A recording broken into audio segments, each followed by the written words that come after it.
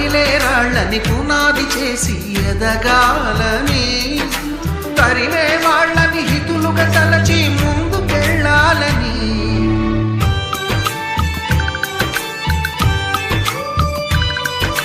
కన్నుల నీటిని కలల సాగుకై వాడుకోవాలని, కాచే నిప్పుని ప్రమిదగా మలచి కాంతి పంచాలని, గుండెతో ధైర్యం చెప్పెను, చూపుతో మార్గం చెప్పెను, అడుగుతో గమ్యం చెప్పెను. నేనున్నానని